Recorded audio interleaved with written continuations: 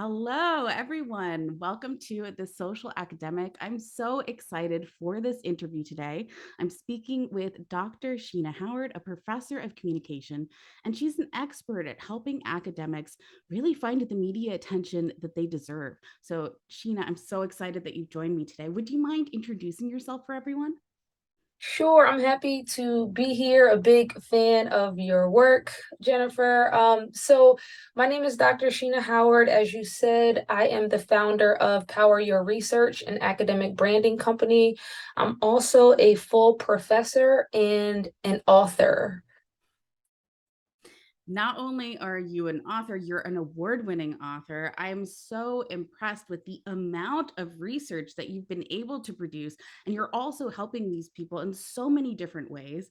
So I'm so excited to talk with you about some of that. Can you tell me a little bit more about your research? Just because I do want to make sure that everyone gets to know a little bit about the research and publications that you're doing as well.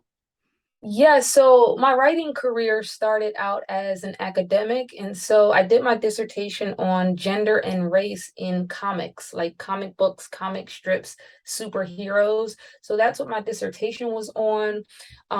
Also looking at African American communication dynamics in Black comics.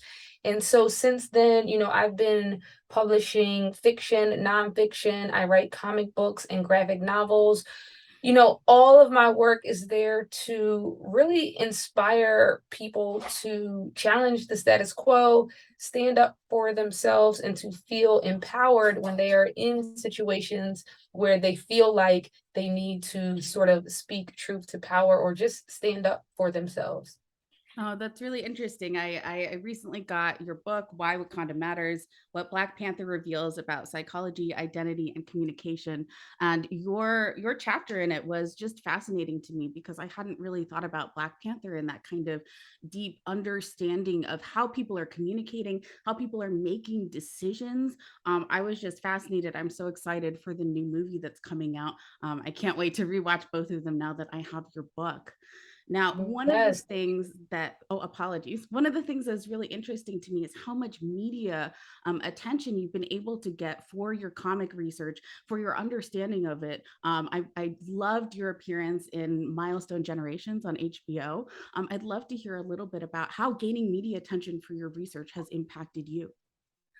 Yeah, so there's a lot of research out there that shows that when you get media coverage and visibility, it actually brings more people to your academic research articles. And so I know these things sound separate where academics are publishing in academic journals and those things tend to only be read by academics.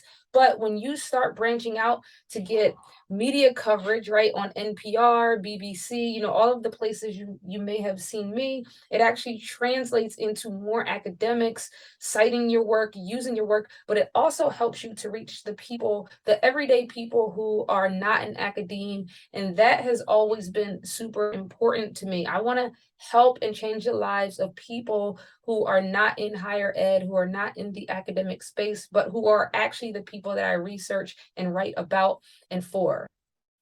Hmm. That's something that so many people don't even consider, much less taking kind of the steps to even approach that.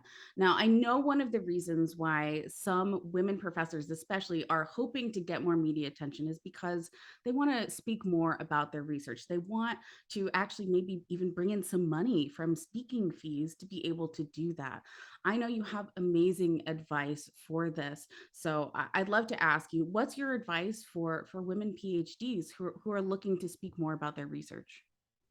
Yeah, so the thing is, when you have a PhD or even a master's degree, higher ed, being in higher ed for so long in that way, especially if you are a faculty member or want to be a faculty member, it makes us forget that our work actually has value outside of higher ed. So by the time you get a PhD in your mind, unfortunately for a lot of us, the only thing we can do is be a professor, is be a faculty member.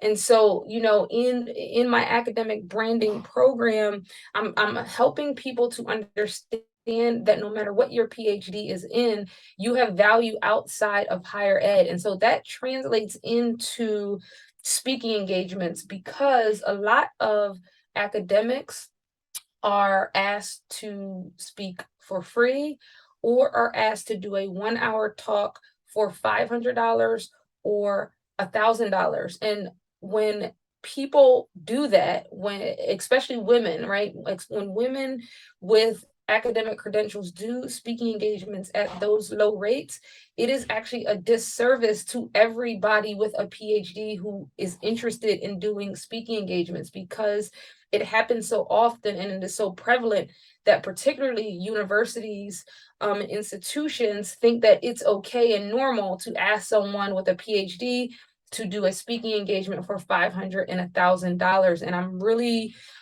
doing the work to empower people not to accept those rates, because we're in our own world in silos.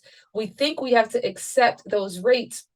Particularly for women, we like to tell ourselves, well, I need to do these free ones and I need to do these speaking engagements for $500 because, I have to build up my speaking career. But that is not true. You already have a PhD, you've already defended a dissertation, you are already a subject matter expert, more so than someone that doesn't have a PhD. And people without academic credentials are charging $10,000 for 1 hour talks, and they are not even subject matter experts in the traditional educational way.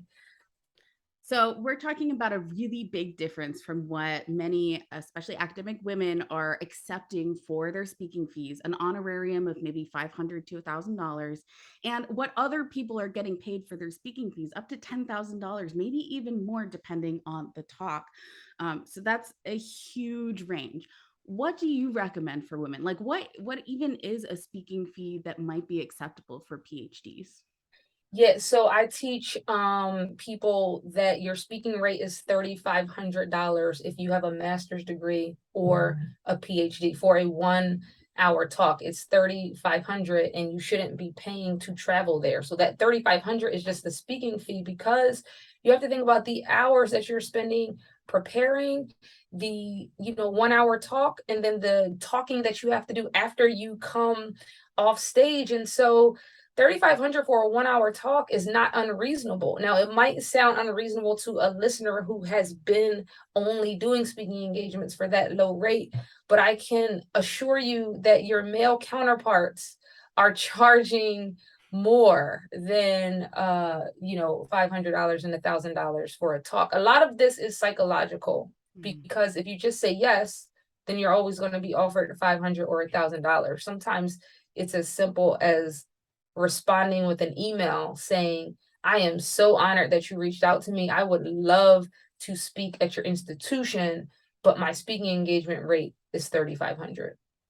I love that. So it sounds like a simple email thanking them for, the invitation, and setting your rate regardless of what they offered you is the next move. And that's something that's so scary for so many people. I mean, I mostly work with academics who are not really looking for this kind of really big paid speaking engagement rate, or they haven't done it before. And so if I mentioned it to them, I'm like, oh, you should get in touch with Dr. Sheena Howard if you want to do more speaking and media things. She's an expert in that. But your minimum rate should be $3,500. And I mean, their mind is just blown. It's just a totally new concept for so many people, and many universities too. I think you're so right. When universities get the positive reinforcement that that is the fee people are willing to accept, they're more likely to offer it to you, whether they have a bigger budget or not. So setting Exactly. your own rate is how to protect yourself and ensure that you're getting paid for the quality work that you're doing, going and preparing, actually giving the talk, all of the networking and answering questions after the talk. There's a lot of work that goes into it. Right. And, a lot of times, this is why I say most of this is psychological, because a lot of times the academic will convince themselves that, well, I don't know, this the high-end university asked me to speak and I'll be getting exposure. No, you're not going to get exposure. You're not going to get a return on that investment. You're literally only going to get what they're paying you. And sometimes you have to tell them, hey, I suggest you come back to me once you have a chance to connect with other student organizations so you can put your budgets together. I've had to tell people that, and a lot of times magically all of a sudden they find the money. But the point is when you have boundaries, right? Because setting your rate and not just changing the rate based on who's asking you means you have to have boundaries. And when you have boundaries, the ball is in your court. Because if they come back and say, you know, we really don't have 3,500 in our budget, well, then now you get to decide. I would say don't do it, but now at least you get to decide, because the best leverage you have is to walk away.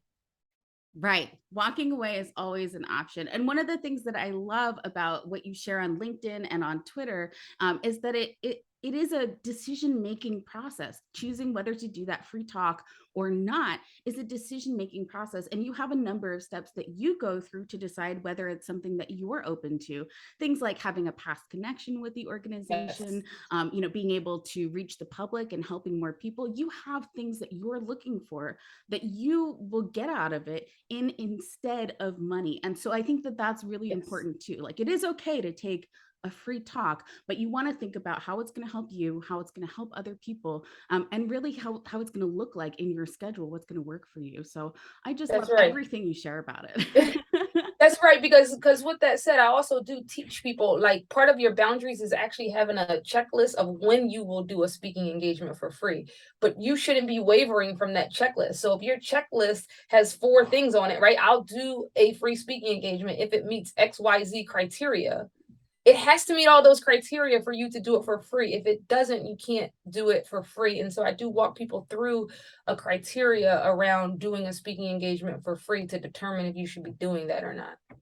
I love how much you're talking about setting boundaries for yourself. Was that something that was hard for you when you first started speaking, or did that come naturally? So, when I talk about building a brand, you're essentially building a business because you're making money off of leveraging your academic credentials. And so that money goes into your business pot, right? Not your personal pot, because you are the business, and you can't run a successful business if you don't have boundaries, right? So, I run my coaching program. If I just change my coaching schedule based off of everybody else's schedule, I wouldn't have a coaching program, right? This is my schedule. This is when I'm available for coaching calls, and I'm not going outside of that. Otherwise, I wouldn't have a business to run because it would be completely out of control. It's the same thing when we're thinking about, speaking engagements, to be quite honest. So you can't really build your brand successfully, and leverage your academic credentials successfully if you're trying to, like, financially protect your future, if you don't have boundaries. And yes, I had to learn that, because I wouldn't be where I am with my 2 businesses if I didn't. If I did, you have to take the emotion out of boundaries, right? These are the parameters, and that's it. Right. Not only are those the parameters, but like that's how you make it work with your lifestyle, with being a professor, with actually having two Exactly. businesses. It wouldn't work unless you kept those That's boundaries. Oh my God, Jennifer, that is so true. I am a single mom. I am a full professor at a university. I run 2 businesses. And so I have to have boundaries to make all of this work. Yes. So yeah, I mean, it's so important. Now we've talked a little bit about speaking engagements and how having that kind of online presence and being found by the media can help get more attention to your research. What makes up your online presence? So, one thing that's really important is to know when your name is mentioned anywhere on the internet. Now, they have paid tools where you can monitor, when you're mentioned. I don't use any of those paid tools. I just use Google Alerts, right? Too. All different versions of my name are in Google Alerts. Sheena Howard, Dr. Sheena Howard, PhD, Sheena, like, all different versions are in Google Alerts. And this is really important because sometimes the media will quote me in things that, I didn't even know they were quoting me in, or I didn't know the article was out, but I get it immediately when my name is mentioned. So this is important in having a digital footprint, digital presence, just even know what is out there about you, because you need to be intentional about your digital space. The other thing is your personal website. So I teach people, you need to own your virtual real estate. This is, you know, Mm. your stuff online is real estate. You literally can make money off of it, and you need to think about your online presence as literally like the equity that you're building in your house. So when you have, your website, you know your name, you should own your name. So SheenaCHoward.com, I should own that URL. Dr. Sheena Howard, I should own that URL. For the people that are listening, if you don't own your name right now in the virtual space in terms of buying that URL, which you can do for like $15 a year on like GoDaddy or something like that, you need to go and buy all of those different versions of your name. So that makes up your digital footprint as well. Just owning your virtual real estate, your website having good, SEO. So, when someone types in like Black comics, I want my name to come up. It will. If anybody is listening to this, they type in Black comics, something about me is going to come up on the first or second page.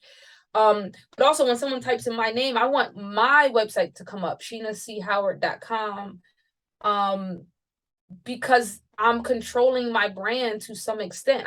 This is what I want people to know about me when they type in my name, not some random video that I did 10 years ago.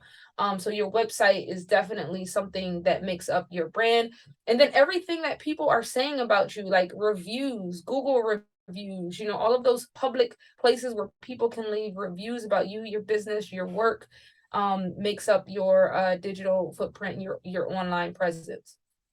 I love that you talk about it like real estate. I speak with so many professors that have maybe been given space on their university website to create a page, or they use a page that has been given to them either by, Humanities Commons or another organization. And it's different than owning your own space, than having complete control over a website and a domain that you own. And so I Yes. love what you said about comparing it to owning real estate and really investing in having control over your own name. So thank you for sharing that. Yeah, for sure. It's about ownership because you know, it's kind of like your website is hosted by wherever it's hosted by, and obviously you don't own that company, but you own it to the more than you own your Instagram page or your Facebook page or your Twitter page, right? You can directly be in contact with people. You can track your traffic to your website. You can send them to your mailing list. So if something happens with any of these platforms, you still can be in direct communication with the people that are your fans and followers and that kind of thing. I love that because you're really talking about people who are trying to make those kind of longer term connections, inviting people to their website. A lot of the people that I work with have never really thought about the audiences for their website before. They're Mm, just thinking of other academics or other researchers at that mm, point when they mm, first reach me. mm. So that's really normal. If you've never thought about it before, that's normal. However, your website will reach so many more people, and it does invite more people and media and other researchers, of course, but also the public to explore your work. And Right. so owning that real estate is not just inviting people to your research, it's inviting people to learn more about you as a person and see how your work can help them. So I really enjoyed that comparison. Real estate, that's great. Um, Exactly. Now, you've created the Power Your Research program because you want to help academics have a larger media presence to get real recognition for their work. Why should academics want that? Yeah, so there's two reasons why I created Power Your Research. The first is because unfortunately a lot of people with PhDs are living paycheck to paycheck, or they're not getting the income that they want to be getting from their Mm, universities. And so you have people who have PhDs who can't even break into academia, because at this point getting a tenure track position is almost like making it to the NFL, if we're being honest. And then we have people who are on tenure tracks or who have tenure, who now all of a sudden they realize, oh my goodness, there is a pay ceiling to this. Once I get tenure, you know, I got to go up for full, and full is the highest promotion that you can get. And so you're just not going to make any more money for the rest of your career because you're a full professor. Now, what a lot of people will do is they'll go the administration route because they want to make more money, not necessarily because that's what they want to do. And so I created the Power Your Research program to empower people to say, hey, look, you can make more money building your brand than any university or institution can ever pay you anyway. And so if you have tenure, you might as well do that because your work can leave an impact on people. You can reach more people, right? You can really do the things that you want your work to do. right. And if you're not on a tenure track, and you're one of these PhDs or people with master's degrees that are not even in higher ed, right? You can leverage your academic credentials to make six figures and more. So that's the first reason why I created the program, to empower people to own their academic credentials in their career. The second reason why I created Power Your Research is because with these free tools that we have out here, unfortunately, educators and academics are not the ones with the microphones reaching everybody, and they are the subject matter experts. There are people who are very good at digital media, at these good using these tools, who are not subject matter experts, who have the microphone and are reaching millions of people. I personally believe that society is better when the subject matter experts have the microphone and have the visibility and media coverage to reach more people, because they've done the academic and educational work, and they should also be the ones out there on the forefront. So those are the two reasons why I created Power Your Research for my academics and educators. I love it. Oh, that sounds amazing. And I think there's so many women who are listening right now that are like, oh, I need six figures. That sounds like the Oh yeah. program for me. Now, can you tell people a little bit about what to expect from the program? Like, who should reach out and actually book a call with you to talk about this? Because more people should be in this program and get that expertise to actually communicate and get the money that they deserve. Yeah, yeah. So there are kind of two buckets of people in the program. There's people who, have PhDs, some people have master's degrees who are not like working as faculty members, but they might have a small business that they just started, and they're trying to get lead generation, and they're just trying to figure it out. Maybe they have a different full-time job. They're trying to figure it out. And then the other bucket of people are people who are on tenure track positions, or who are tenured, who are the people that we just spoke about, where they're like, hey, there's a pay ceiling. They're feeling unfulfilled in higher ed, right? They're looking for the next thing. They want to make more money. They're living paycheck to paycheck, or not making the income that they want to make. So basically anybody with academic credentials, I can teach you how to leverage those so that you can own your future and protect your future and build equity in your brand. I love that. And you know how to do it because you've done it for yourself. You really are an expert who's been on all of the national outlets and in documentaries, in TV shows. Actually, I wanted to ask you about that. What was it like being in Milestone Generations? I know you've been on other TV spots before, Yeah. but that was the one that just came out and I watched it. So can you Oh, tell thank me you. what that was like? Yeah, that was cool. It's always awesome to kind of, get the recognition like that, in my opinion, because I get to reach more people. I get to help Right. more people. And it was amazing. I got to go to New York. I was on set. It was during COVID, so we had to do multiple COVID-19 tests, but it was amazing, and it was a big honor. And to be honest, I worked hard to be able to get positioning like that without spending money on a publicist. I don't pay publicists. I do this all on my own by just really honing in on the things that I teach academics to do around leveraging their brand. And I'm focused. I'm just focused. Once you get the media coverage and visibility, and you're consistent for a period of time, you don't have to pitch yourself anymore, because you already have the online presence. So when someone types in black comics or whatever, something about me is going to come up. And so I'll be able to kind of get to the top of the list of experts that can talk about, black comics, the comic space, that kind of thing. And anybody can do that with their educational background. This is really what I want people to understand. Anybody can get to that place. It's just a period of time that you have to do a specific set of activities, until you can kind of sit back and kind of enjoy the fruits of your labor. Now, you just mentioned something that I'd like to ask about because I think a bunch of people are maybe going to have this question. Yeah. Can you hire a publicist? And if so, how much does it cost? You teach people how to do it themselves, but hiring a publicist probably sounds more attractive to some people. So, what does that actually look like? And why? Like, I mean, I think it's Yes. really expensive, right?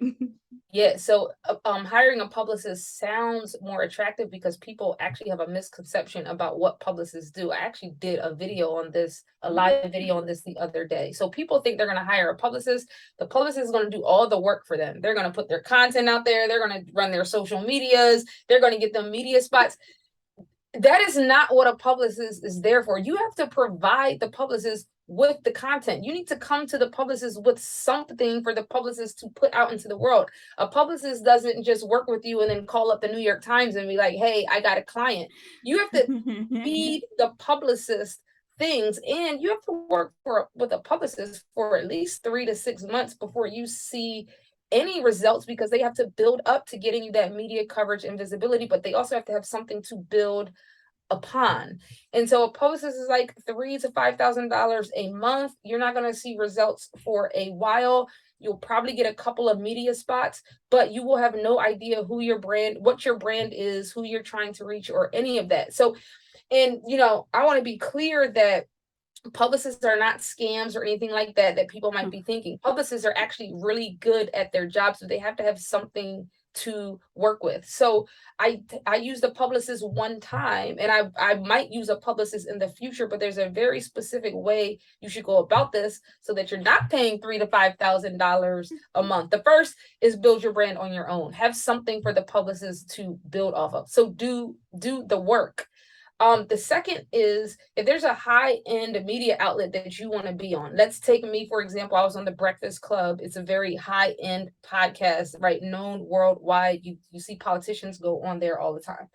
Now, I did the work on that. I got in contact with Charlemagne the God, who is the host, on my own. I got him to follow me on Twitter. I eventually, after about 6 to 8 months, I got the email address of the producer. I emailed the producer on my own. And then at that point, I hired a publicist to just go into the end zone and lead the rest of the way, because that was high end. So instead of me having to pay $3,000 to $5,000 a month, I could pay a little bit less for a shorter period of time, because I just wanted the publicist really to do that one thing. So that's a different way to go about getting a publicist. Save yourself some money. But I mean, for all the places I've been, I have not had a publicist with me. Right. ABC, Good Morning America, Digital, BBC, NPR. That was all me working the systems that I teach. Amazing. Well, for everyone who's listening, Power Your Research is the program that's going to teach you how to do that. You get to work with Dr. Sheena Howard and learn how to really control your own media and reach out to people and actually make those connections yourself. So I love that. Now, Dr. Howard, is there anything else you'd like to discuss before we wrap up? So I want to say, since I did mention the publicist that I worked with for a little bit, shout out to Sam Mattingly, the publicist that I did work with a few years ago. She was amazing and believed in me and believed in my mission and believed in my message. But I came to her with things for her to use to promote my brand, and I had been promoting my brand for years before I reached out to her for that limited period of time. So shout out to her. But nothing else. Hopefully your listeners found this valuable. Hopefully there are some things in there they can take and implement right now. That is my goal, to empower all of my academics and educators. Well, thank you so much for coming on the show, Dr. Howard. I'm going to drop that link below for anyone who wants to join Power Your Research. Thank you so much.